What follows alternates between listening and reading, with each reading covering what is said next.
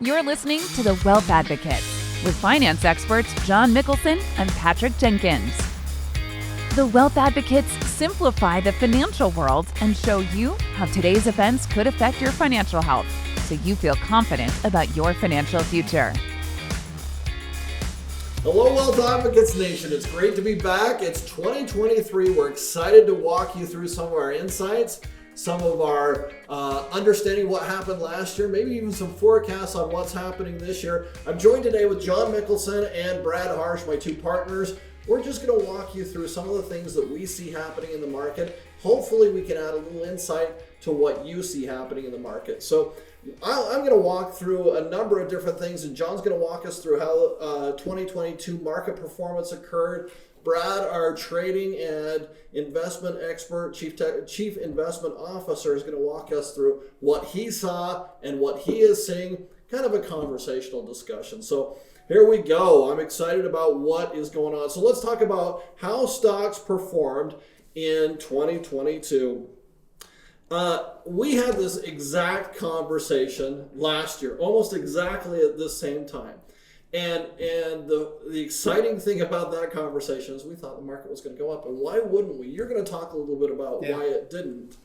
But in January of 2022, it looked like a fantastic year. It looked like we were going to see some banner results. And what you can see behind me is Morgan Stanley thought the same thing, UBS, Wells Fargo, Bank of America, Goldman Sachs. Everybody thought the market was just going to continue that upward trajectory. It didn't really happen. It didn't play out the way we thought. So John, walk us through market performance and what did you see happen? So I think the foundation of this goes back to the pandemic, and everything does, it seems like. But you know, what it started with was the government pumping out $3 trillion with a T into the economy in various places. And whether that went to good places or bad places, that's up for debate. But all that money came out. And then around that same time, the ports get plugged up. Mm-hmm. And so you've got cash sitting in individuals' accounts, businesses, and then you can't get stuff through. So whatever little bit gets through, everybody's chasing it with money. What does that do? Inflation. I mean, and then beyond that, you know, you cut off production of oil and gas domestically, for better or worse, that still creates more inflation. Yeah. So costs are going to inevitably, that should be economics 101, right? Mm-hmm. I mean, you put tons of cash in, limit supply, that's inflation every single time. But I find it very interesting too, because with the government pumping a lot of money and other types of stimulus into the economy, that sends one set of financial signals for what we should expect the markets to do. Couple that up with the supply chain issues, and it adds this real back and forth. I just find that whole scenario very interesting. So I'm excited to get to my piece in a little bit, but please continue. Yeah, so really that's right on it. But it was interesting because all this money, if you look at the trend line, when the pandemic hit and we thought, oh my gosh, everything is shutting down. Yeah. The economy is going to be in the tank for who knows how long. It was a small blip and it went right back up because we covered it up with money. You can cover up a lot of problems with money, but you can't cover them up forever. I mean, so that's a little bit, you know, in the early part on the graph, the early part of the year, they were using the term transitory inflation, which was a very fancy term for it's temporary. Right. And I'm not sure, I kept thinking the whole time, I don't see how this is temporary. I mean, with all that money, it's got to be burned up. I mean, there's not anything to buy. I mean, I remember when we were adding onto our home and we could not get, like garage doors. They were like a year out or something. I mean, it was crazy. So you couple that with all the other things in the economy and it's just like grinding to a stop. So part of that is a big reason why the economy started to fall so hard. So another data point, I used to ask my clients all through 2022, do you have more money in your bank account than you've ever had before? I never had a no, not once. So what I'm hearing from you are two data points. One, tons of cash in their pockets from government infusions. Mm-hmm. Two, an energy policy that favors international importation of oil. I always give the anecdote of the two tankers, you've probably heard of this, the two natural gas tankers that come from Trinidad every single day to the Boston Harbor. The irony is 120 miles away, and they're carrying natural gas. 120 miles away from the Boston Harbor, is the world's largest natural gas reserve in the Pennsylvania Basin area. So, that energy policy, there were a couple of different things that blindsided us that year. Well, we started the year just like what you talked about with the transitory inflation. Okay, that was a misnomer. But we did not fully appreciate Russia and Ukraine. I mean, what does that have to do with the U.S.? Nothing, unless you couple it with that energy policy. Yeah. And then you have a UN resolution that says no one should be buying oil from Russia. Well, Russia was providing oil to all of Europe. So now we're all competing for the same oil from OPEC. Mm-hmm. And that's going to cause inflation. So what does the Fed do? So then we look at it and say, even 6 months ago, you look at the risk-free rate, money markets and short-term CDs, 0.5%. Zero. Yeah. Yeah. And then you look, where was inflation, depending on which numbers you believe, 8, 9, 10%. I mean, in 250 years of history, when have we ever had it that far apart, ever? Mm-hmm. True. And so what the Fed was doing is saying, okay, we got to do something about it. So we raise interest rates to bring that inflation rate down. And so that comes at a cost. And that's where we start talking about a decline in the markets and a recession. And we were joking before, I've heard people say, well, this might be the year we're going to have a recession. And I keep thinking, I believe we're in one. So I think the question is, how long will it last? And if you look historically, most downturns last between like 6 months and maybe 2 years. Mm-hmm. Our deepest downturn, no, actually, let me back up. The longest downturn in length, time, was 2000, 2001, 2002. Right. That was 3 years of negative returns. We hadn't seen that since the Great Depression. Now, it went down in the mid-30s. That's a pretty big drop, but not the deepest. Yeah. We all remember the deepest. That was 08. 08, big, huge crash. It was down 52% on the S&P. I mean, that was a huge drop, but it only lasted for about 1 year and 3 months. And then it started to climb again. And what I point out every time I can to a client is, if you look at what happened post both those periods, the post 08, 11 years of growth, 400% return, 15.8% per year. Great stretch. The very best part, the first couple of months. Yeah. Right. So, with all of this, we're trying to be the voice of reason and logic and stay away from the emotion, because we, our human nature, we do exactly the opposite of what we should. We buy when we shouldn't buy, and we sell when we shouldn't sell. What do you think? But trying to avoid the emotion of it is probably one of the most difficult things. Because there are those of us that would say, well, gosh, the Fed raising interest rates to try to curb any potential inflation or to try to address issues. It's kind of like the tail wagging the dog. Mm. Because if they start to raise interest rates, that's got to, at some point, have an effect on corporate earnings. Yeah. Which we see in the graph that we're just looking at. You look at what happened to corporate earnings. I mean, initially you have all this money coming out, and that's, almost everybody's thinking, oh, this is going to be great. But then it depended on what segment of the economy you're looking at. Right. So there's one data point I want to throw in on corporate earnings before we move off this slide. Yeah. And that is, you had the influx of money. You articulate that really well. The other thing we ought to talk about is the depression, the artificial depression of interest rates. Just the opposite of what we're dealing with right now, led certain companies to get addicted to free money. Free money was a wonderful thing, but there's a segment of the corporate population that does best in that, and those are growth stocks. Yeah. Anything that's technology facing, you can't figure out what the price earnings really should be because they don't have a long enough history or they don't give enough guidance. Mm-hmm. Those are the companies that took off. So you saw Tesla, you saw Nvidia, you saw to a degree Adobe. Some of these big tech companies that they're developing new technology, they were funded with cheap dollars, and that really hurt in 2022. Mm-hmm. They got stung.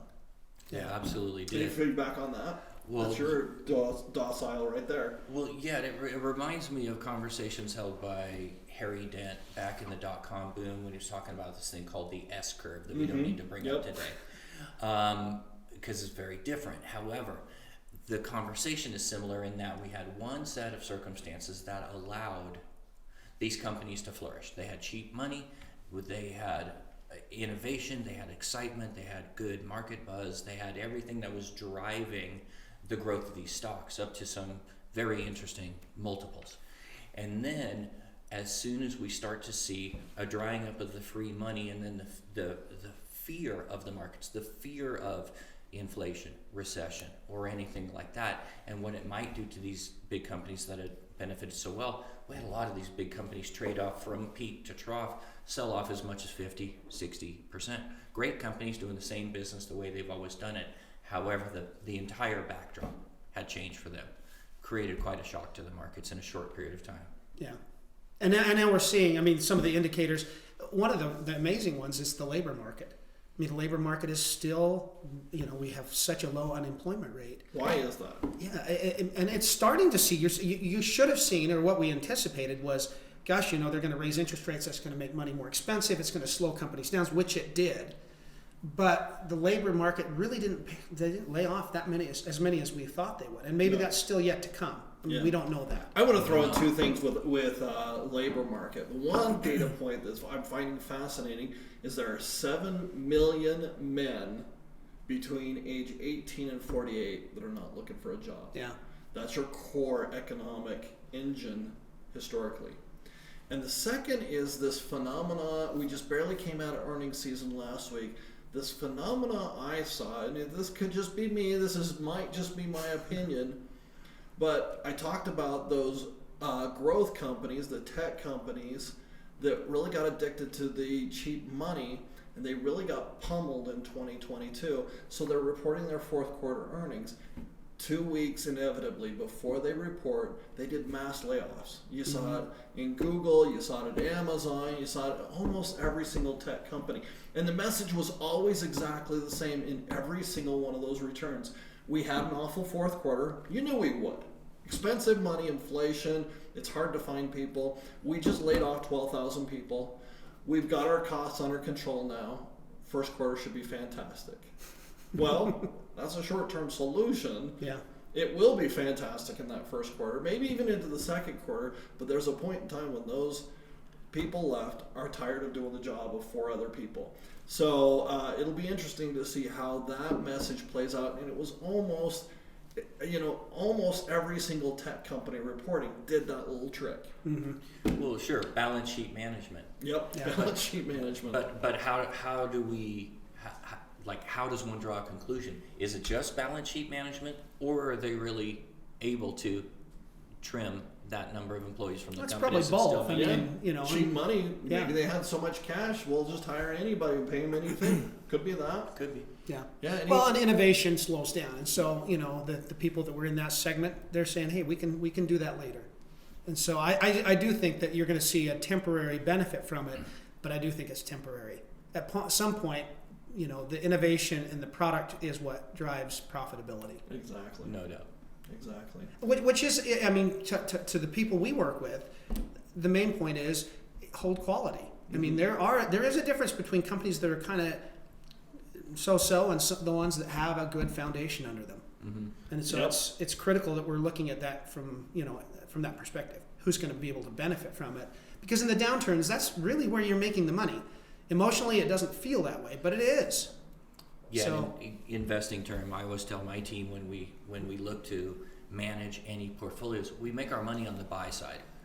We can't necessarily control where the value of any asset is going to go in any given time in the future, whether it's stocks or real estate or anything else. Mm-hmm. So you got to know what you're doing on the buy side.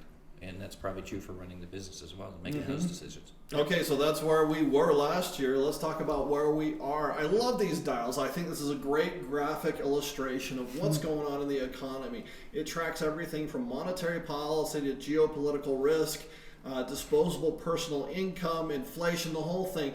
So what I've got on the board right now is the 2020 numbers. Right after 2020 was just a magnificent year. Because you have COVID, everything drops, nobody goes to work, you have the infusion of cash from the government, the market comes spiraling back and everything looks okay.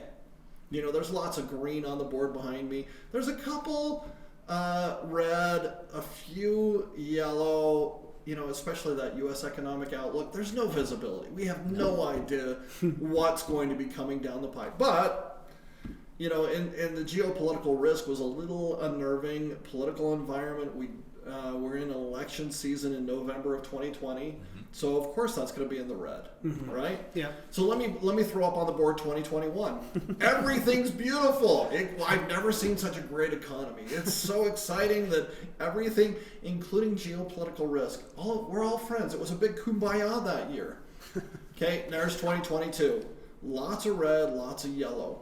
Why? Because all the impacts of that infusion of cash, everybody begrudgingly coming back to work, expensive money, and that expensive money, I have to use it to fill up my gas tank. You know, I suddenly remembered in 2022 why it's not as fun to drive a truck as it was in 2020. It's really not. I can remember calling my wife one day in 2020, and I'm like, it is such a pleasure to fill up this truck because it's so cheap right now. I did not say that in 2022.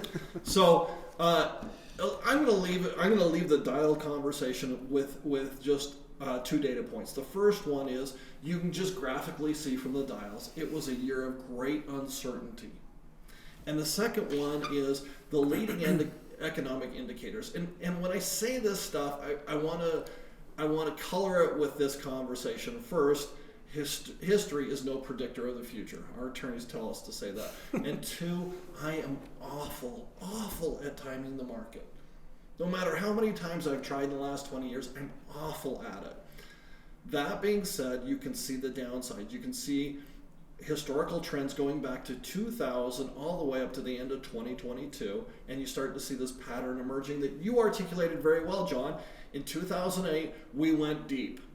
Our leading economic indicators, which include everything from manufacturing to payroll and includes inflation, you can see that impact in that one number, that leading economic indicator index.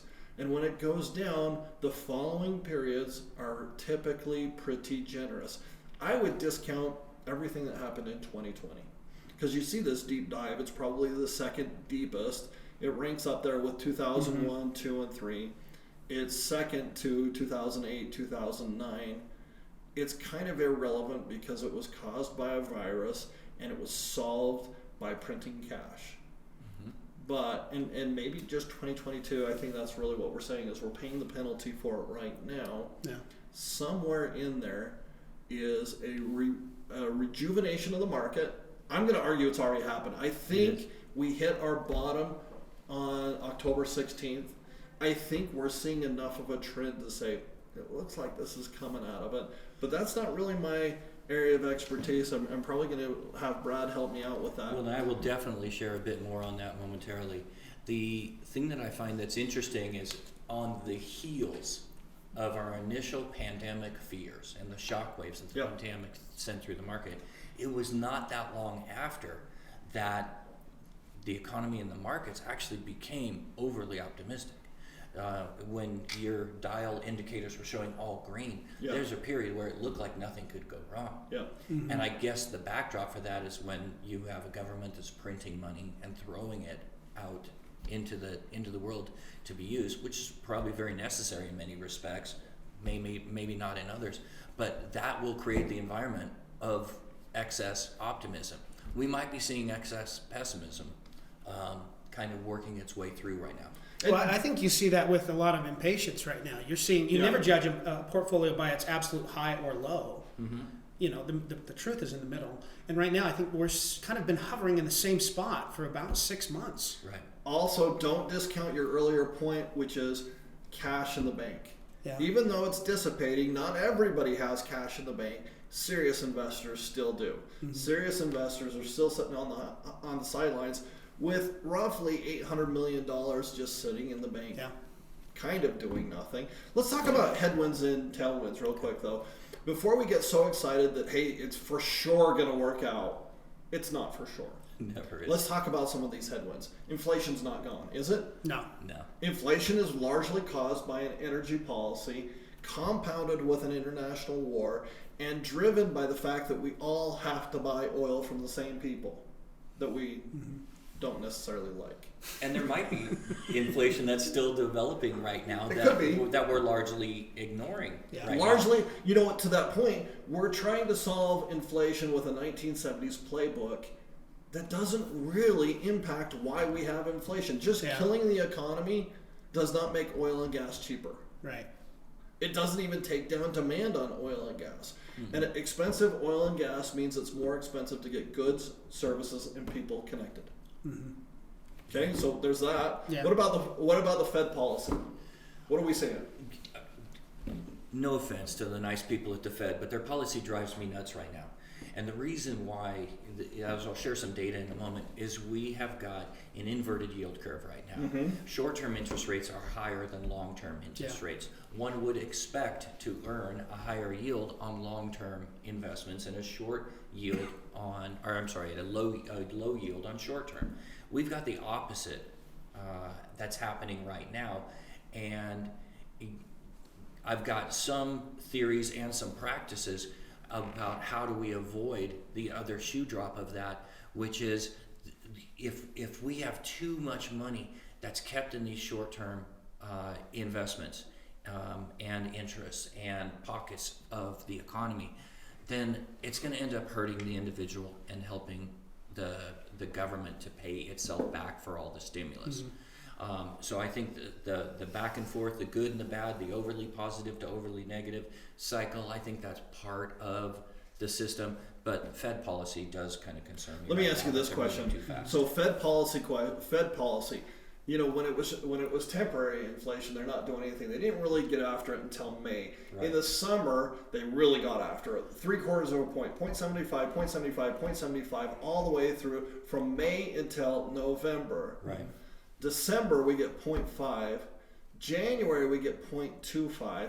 The question is the Fed playing the downside risk of the market and crashing the economy by giving us the imagery that it's okay, things are getting better. This is all kind of working the way we thought it would. That's why we're going to not do a 0.75 anymore. We're going to do a 0.5 or a 0.25. What do you think?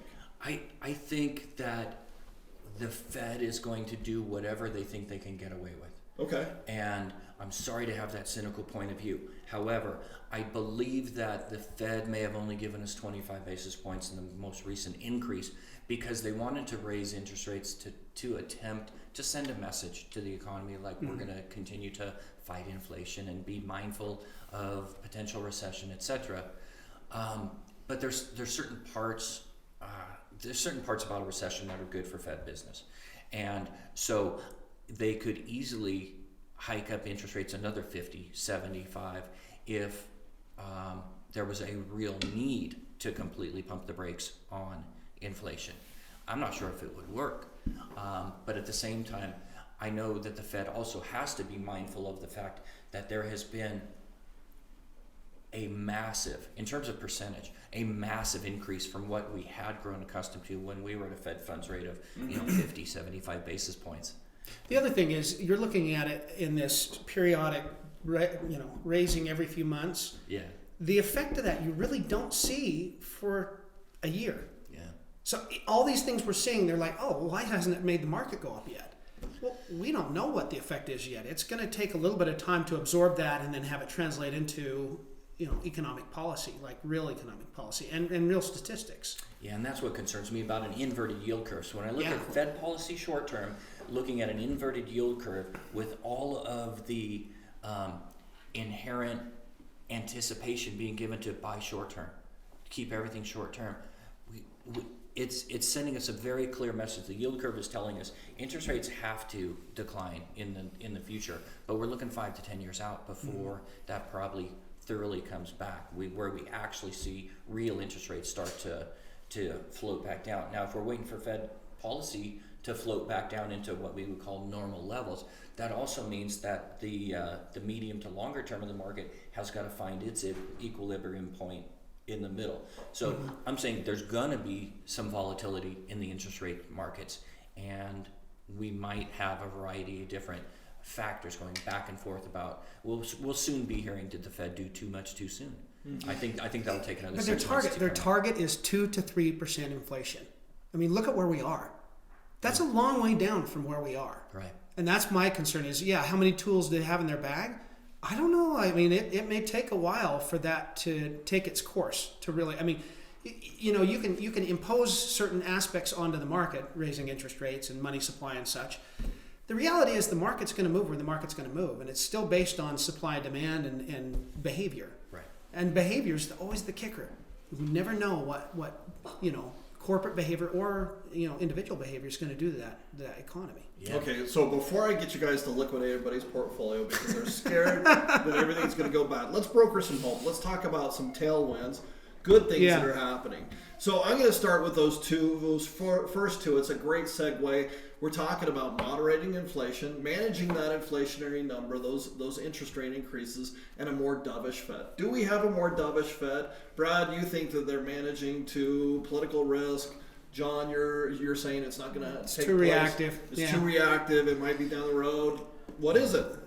I don't think that our focus ultimately should be on the Fed. I think I can describe from my point of view what I think the Fed is doing and why, but I really don't think that's the lens through which we should be looking at this. Go back to those dials. Yeah. I mean, that was one or two of those dials that control the economy, right? Amongst many, and we see the same thing in like the economic pundits on the TV. Right. They hone in on one or two things and they try to create fear. Absolutely. The reality is all of those things are components in the whole mix, and you have to realize the one thing I know for sure is we are all going to fill our cars with gas when we have to. We're going to go on vacation once in a while. We're going to buy groceries. Our kids are growing up. They're going to buy cars and houses. Those are the things long term that will continue to make the economy go. Well, all these things we're discussing are short-term reactions. And so I still believe, the headwinds, they're still, especially when it's down like it is now, there's a lot more opportunity right now than there is negatives. And that's really the biggest, tailwind, the biggest positive I see right now. And I think that could be one of the most frustrating things for the Fed to deal with, because they can't. It's hard for the Fed to monitor and maintain and target 2 to 3% inflation in the midst of all this massive innovation that's happening all around us. Yeah. So. Yeah. The biggest tailwind I see happening is more systemic than this. It's not the Fed. It's not China coming out of COVID. It's not the seasonal effects of trade. It is the bringing together of two data points. It is there are more Americans with cash in their pocket right now, and you're going to touch on this slide. I wish we had this slide up right now. The price earnings on stocks are the lowest we've seen since 2008. Yeah, that's right. So you're combining money that really hasn't earned anything in the bank with cheap stocks, and inevitably people are saying, you know what, it's not going to get better tomorrow, but I know it's going to get better 5 years from now. And I think we're kind of in good that companies. Yeah. And I think that's the biggest indicator that we have a strong economy ahead of us, a strong market coming down the pipe. Well, and to couple with that, not just that equities have the potential to make a big rebound, but we can now earn interest on fixed. I mean, we haven't had that for a long time. Oh, we haven't had it for it's 5 years. Yeah, it's not just that money's expensive; it's also earning. I mean, the flip side of that is, are you going to be paying it or are you going to be earning it? Right. And I can remember so many times the three of us would be talking about specific investment cases. We say, hey, let's look at what the best cash equivalent yield is these days. Yeah. 12, 18 months ago, that answer always started with a 0. Yeah. It was we can get 0.4, we can get 0.5. Yeah. And that was good at the time. So we're now materially different from there right now. Yeah. And we'll hit that again in just a moment. But I think there's a double whammy that's very positive that's coming from stocks and bonds. This is funny because I was looking for this slide. I thought it was your slide, but this is Take it away. Price earnings ratio. Price divided by earnings. I mean, look at you look at 99 and 01, probably the highest it ever got to, 24 times. Here's a modern day example. Tesla is 70 times earning. What we look for is anytime it's under 18, that's a good buy. That's a pretty good buy. The chart that I'm showing right now ends the end of the third quarter, September 30th. It's at 15.15. The market kept going down. Price earnings today is right around 13.3. That says cheap stocks. Yeah. Cheap stocks is the message there. Lots of upside. And so again, I'm going to drive that home. Lots of money in the bank coupled with cheap stocks inevitably says, I may not win tomorrow, but I'm going to eventually win. Yeah. That is right. Yeah. Okay, so that's where we're at today. Brad, let's talk a little bit about what the future of 2023 holds. As in January, so goes the rest of the year, or it's a head fake. What is it? One never knows. Right. We are cautiously optimistic, and I'll share with you why in a moment. If we review the big topic of cash in the bank, the fancy way of saying that is a review of excess savings. Okay, these charts are very colorful, a little bit complex, but the takeaway, the real point of all this speaks to one word, and that one word is resiliency. How much resiliency does the average investor have in the face of the oncoming inflation recession? Mm-hmm. So the other question we asked on the flip side of that was, how much resiliency does one really need in the face of all these things? So as an example, back the left side of the chart, everything was fine, going as expected back in Q1 of 2020. Then the pandemic hits, there's an immediate problem, and the government starts to pump fiscal support of one way, shape, or form. At the exact same moment as all of the vacations that we were planning to spend our money on and the cars that we were planning to buy, all of a sudden our views and opinions of those things changed, and we stopped outlaying cash for one purpose or another. Mm-hmm. Those two things together caused a spike in excess savings. With good reason. There was a lot of fear, and we noticed over time, look in the middle of the charts by, let's call it between Q3 and Q4 of 2021, mm-hmm. That's where the line on the left dips below zero, when net savings turned into net spending. Mm-hmm. That's a very visual sign that we had built up this stockpile of excess cash that now we're starting to have to dip into a little bit, because the stimulus is going away, because we can go do things again. We can book that cruise and buy that car. Mm-hmm. So we start spending money again, which is great. We're still with a lot of money in the bank. Now this is as of the end of Q2. It shows that there's $1.5 trillion ish of excess savings that's out there. Now remember, that's half of what they pumped out. $3 trillion. That's half of it's sitting in bank assets. Yeah. So here's the thing, though. As much as we've got low PEs, we also let's move ahead. Look at actual earnings. We have a fear that earnings are going to be cratered in the economy. We have a fear that inflation is going to bring business to a halt. We have a fear, just like we had a fear that supply chain was going to affect all of our buying habits forever, and that's taking up less of the news these days. This shows actual earnings in the brighter blue line up through the end, or through the second quarter of 2022. And it was projected that the next two quarters would be kind of similar, around 54, 55. The actual numbers were about 57 in Q3 and just barely 54.01 in Q4. So there has been a little bit of a slowdown in earnings, but the estimates are still up there. And these estimates for earnings are taken by all of the analysts, looking at all the companies, and then this chart picks the medium, the guy in the middle. Don't give me these guys, don't give me the outliers over here, the people in the middle. All the analysts are saying 10% from where we're at right now. That's what we're looking at. That's what we're looking at. And let's go forward to inflation and interest rates. We can speculate about the Fed, their motives, what's going to happen next, the next shoe dropping, any of that. But the fact is, 50%, the bar in the middle says that almost half of all the analysts expected by June of this year, 3.5 months from now, to see a Fed funds rate somewhere around 4.75 to 5%. Yep. We're at 4.75% today. Yeah. So if the Fed starts pushing interest rates higher, or continues pushing interest rates higher, then they might have a perception issue and a lot of criticism on their hand if we're already at a point that our analytical world expected us to be by the middle of the year. So what does that mean for us?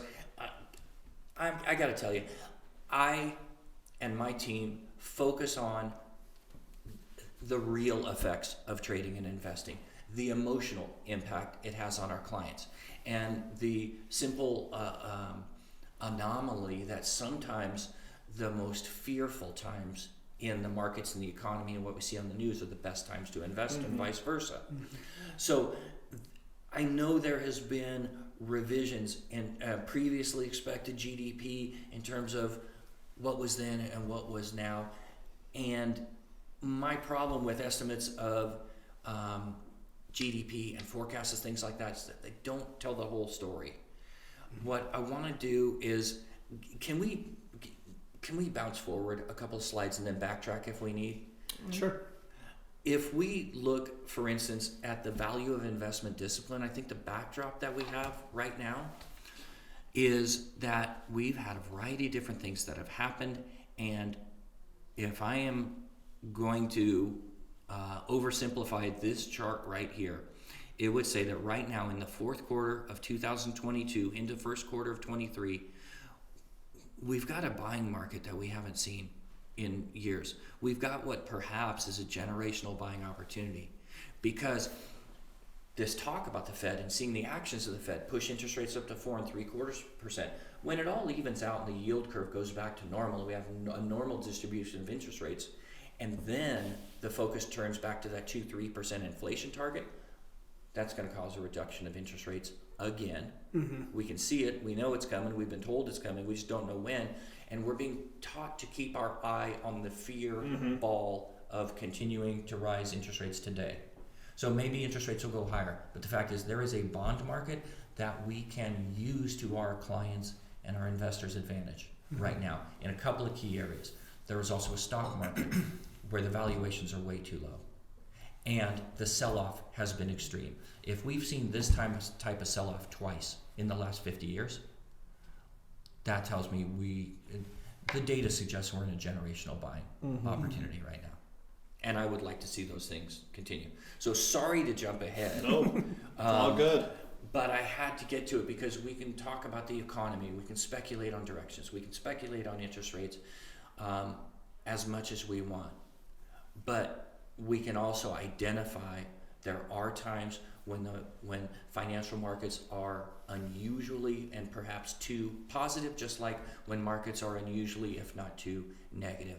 And I think there's been a lot of that happen to give us an overly negative picture right now. Because, sorry to backtrack on you,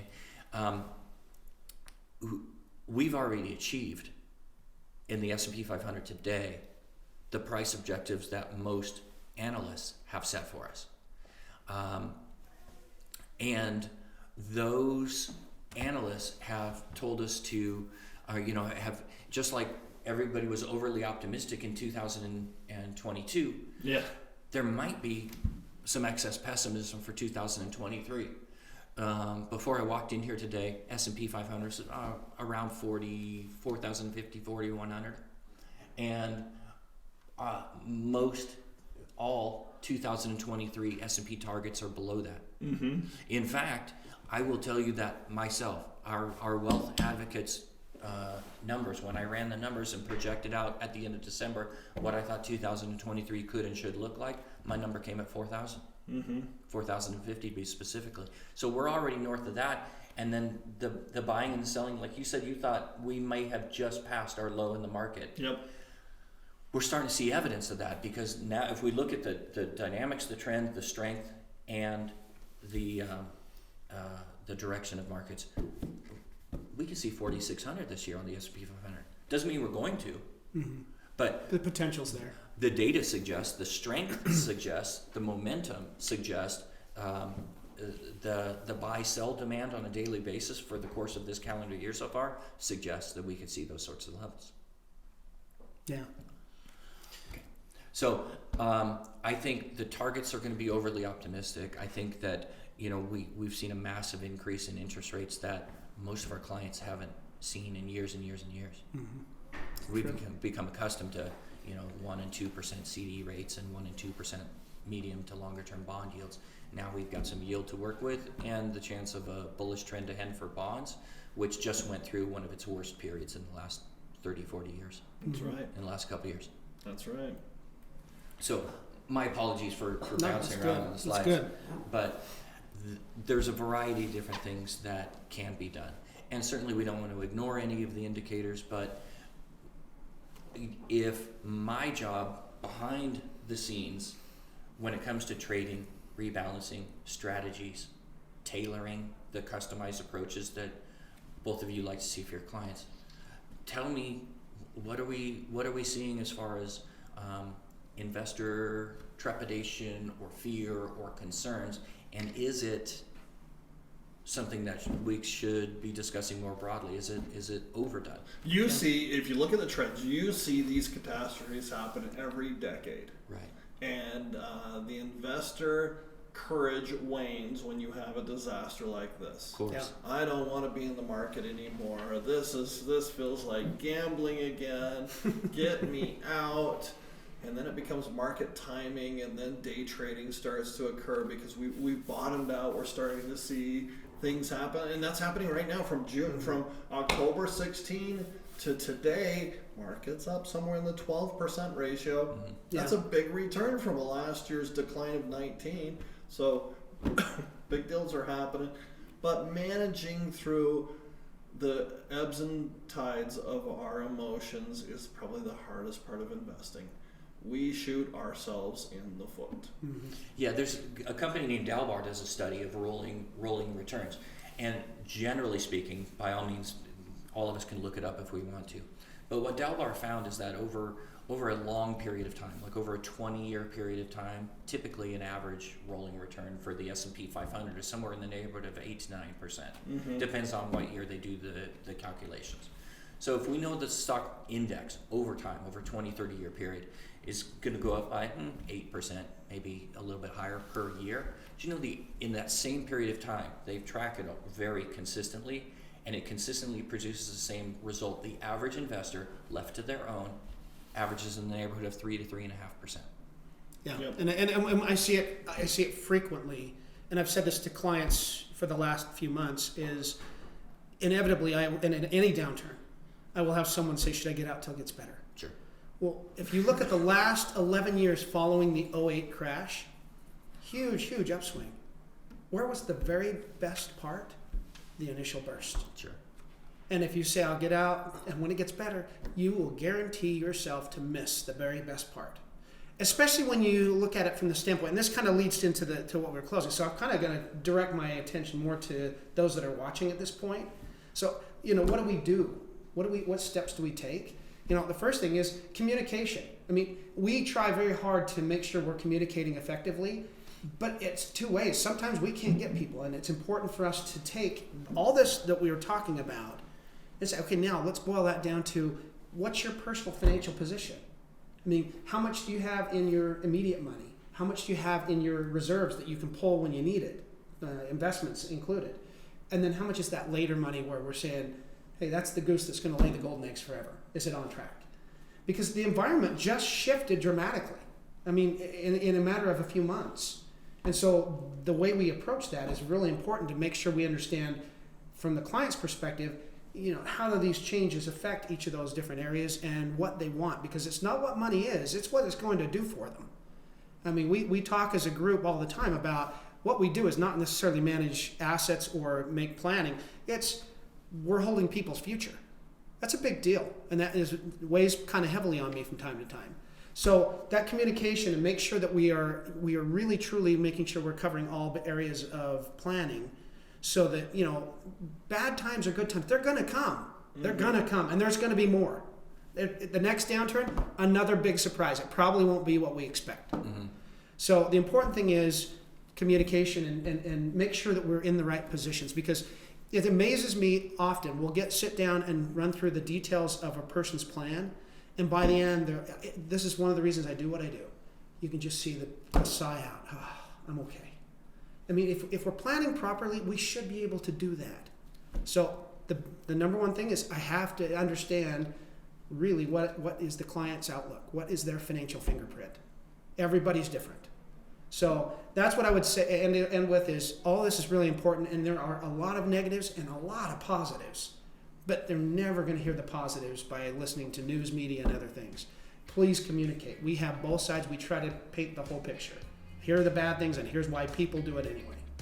So with that, I think that's kind of the main point. Anything else you guys want to add to that? I think I'm done. Okay, well, let's wrap it up. That's been a great conversation. Thanks for joining us today. We're glad that you're part of our team.